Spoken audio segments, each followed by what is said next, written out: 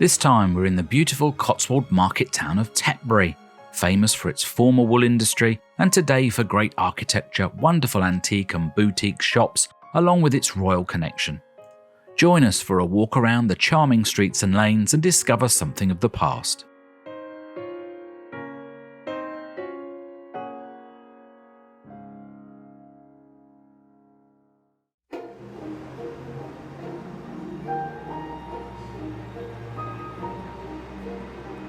Tetbury is situated on a hill in the south of the Cotswolds, between Cirencester and Bath. It is the second largest town of the Cotswolds, with Cirencester taking the title. The settlement dates back at least 1300 years to a hill fort. It became an important trading post between the large towns and cities, and in 1980 His Majesty King Charles III purchased Highgrove House, located just a few miles outside of the centre, as his private residence. We'll start our walk from the Chipping car park, which is £1.50 for 2 hours. There are a number of car parks around town. One is free and we'll see that later in the walk. The nearest stations are at Kemble and Stroud. Stroud has more services from London Paddington and takes an hour and a half. A taxi or bus then brings you to Tetbury. Beside the car park is an old medieval entrance into the town with a set of iconic weavers' cottages, along with what is famously known as the Chipping Steps, chipping being an Old English term for market. Let's take a walk down to the bottom and see the 17th century houses.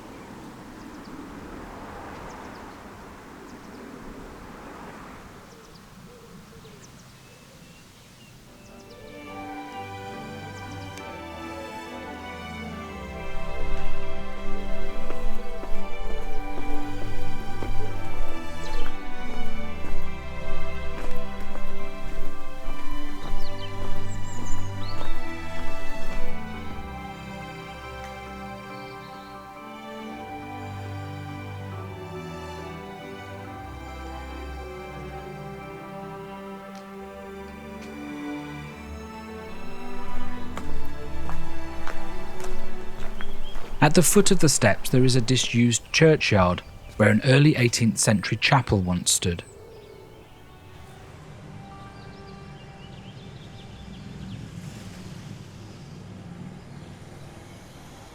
Let's now head into the town centre and see more.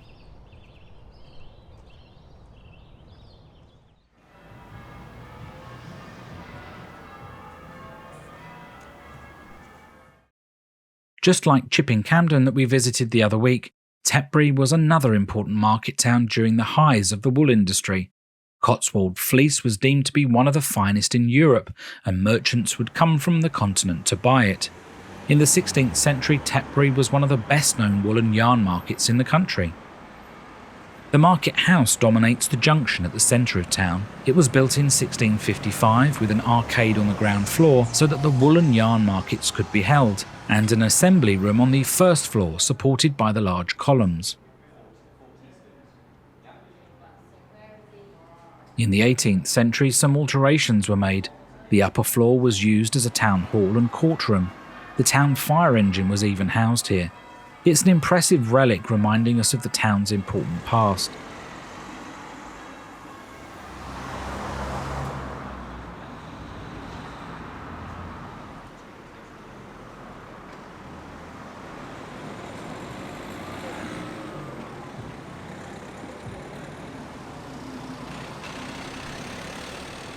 Let's now explore Long Street.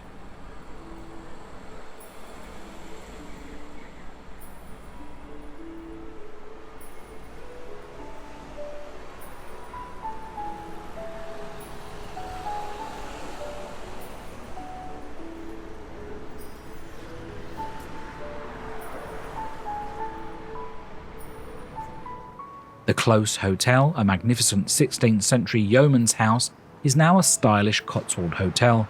Built during the reign of King Henry VIII, it had many owners, including wealthy wool merchants. Sadly, it was gutted inside by fire in 1974, but has been brought back from the ashes.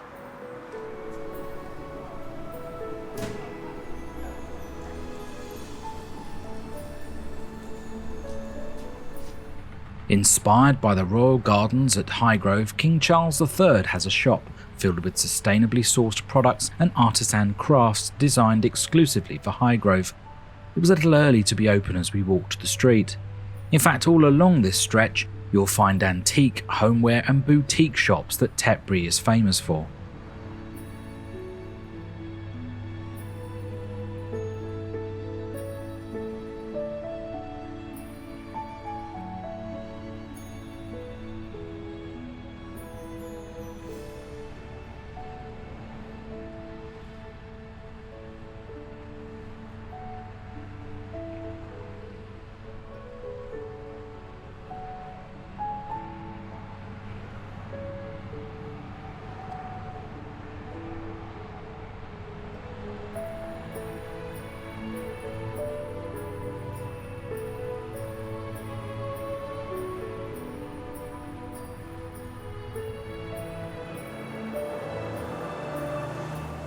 The buildings at number 42 and 44 are interesting in that they looked very similar when built. Number 42 retains its original facade, whilst number 44 was updated to a Georgian frontage in the late 17th century. Apparently part of a manor house, the rear still retains its original Elizabethan architecture. It's a great example of Georgian modernisation. You think you're looking at a Georgian house, but behind the facade it's centuries older.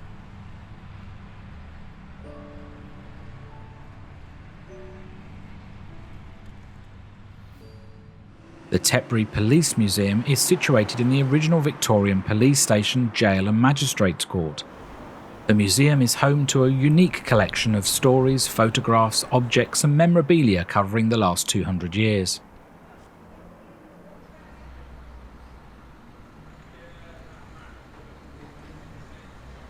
Back in the centre at Market House, we'll take a walk down Church Street towards the impressive church.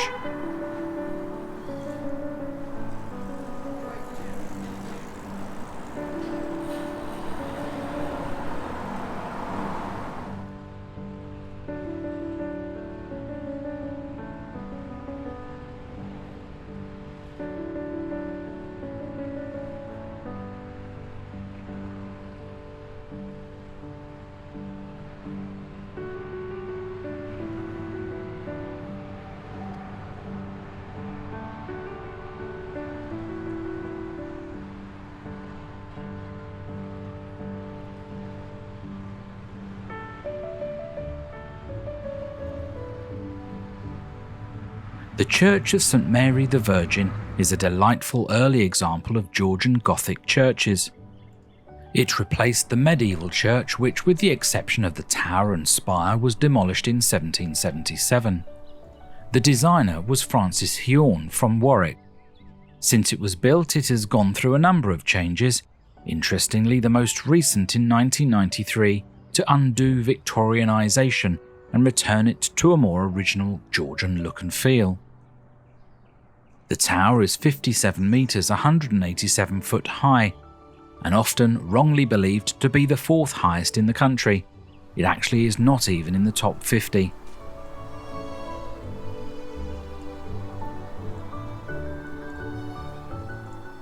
There was a service going on, so we politely didn't go inside.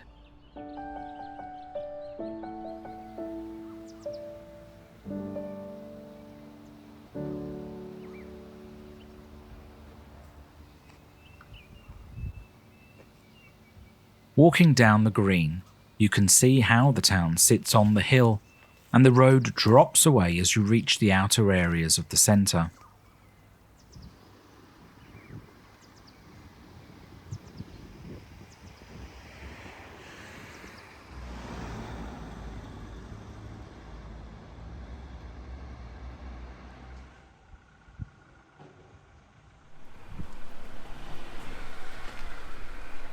Tetbury runs a woolsack race each year on the last bank holiday Monday in May. Well, it did until COVID.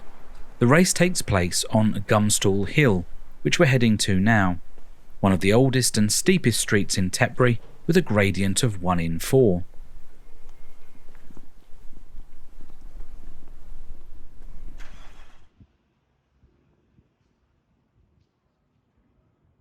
It is thought the race originated in the 17th century when young drovers showing off to local women would run up the hill carrying a woolsack. Competitors start at the top of the hill, run down to the bottom where they collect a woolsack weighing approximately 30 kg for men and 17 kg for women. They then run back to the top carrying it, with the fastest time winning. It draws huge crowds with a fair and food stalls to make it an even more fun spectacle. They also host wacky races, a soapbox race on the first bank holiday in May. Again, another crowd pleaser.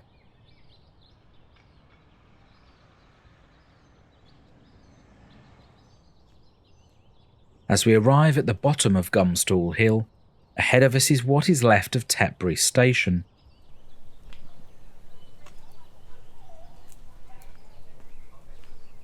A Victorian Great Western Railway goods shed has been converted into a popular arts centre.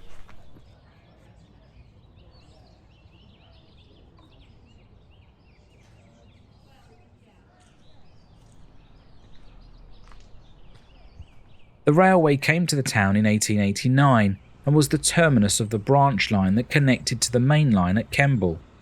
It was sadly closed in 1964, part of the massive countrywide Dr. Beeching cuts. The Whistle Stop Cafe is a great place to have a break with a snack in this pretty open area.